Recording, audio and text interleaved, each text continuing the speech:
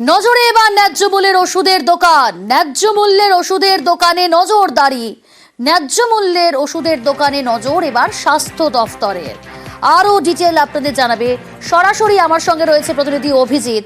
অভিজিৎ, ন্যায্য মূল্যের ওষুধের দোকানে নজরদারি, বিশেষত ওষুধ, স্যালাইন, এই সমস্ত বিষয়ে নজরদারি এবং নজরদারির নির্দেশ স্বাস্থ্য দফতরে, সব মিলিয়ে কোথায় কোন কোন বিষয়ে বাড়তি গুরুত্ব দেওয়া হচ্ছে, বাড়তি নজর দেওয়া হচ্ছে?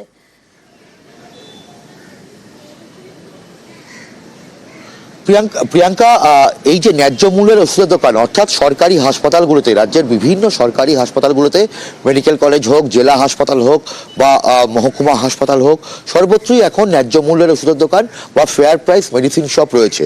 এবং সেই ন্যায্য মূল্যের ওষুধের দোকানে যে সমস্ত ওষুধ বা স্যালাইন বা বিভিন্ন যে সমস্ত জিনিসগুলো পাওয়া যায়, সেগুলোতে আগেও নজরদারি থাকতো স্বাস্থ্য দপ্তরের। কিন্তু সম্প্রতি মেদিনীপুর মেডিকেল কলেজ হাসপাতালের যে স্যালাইন বিতর্ক হয়েছে, সেই স্যালাইন বিতর্কের পর ন্যায্য মূল্যের ওষুধের দোকান থেকেও যে স্যালাইন রোগীর পরিবার কিনেছিল, সেই স্যালাইনও ছত্রাক বা ব্যাকটেরিয়া পাওয়া গেছিল বলে অভিযোগ উঠেছিল।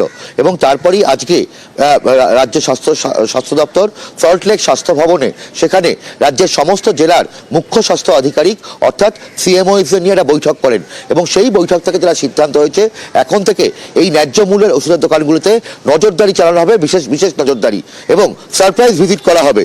এবং একই সঙ্গে শিশু এবং প্রসূতিদের ক্ষেত্রে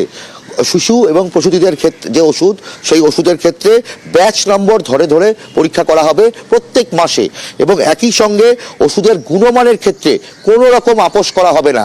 অনেক ক্ষেত্রে যেটা অভিযোগ ওঠে, এই ন্যায্য মূল্যের ওষুধের দোকানে যে ওষুধ বিক্রি হয় সেটা বাইরের ওষুধের থেকে অনেক কম কার্যকরী।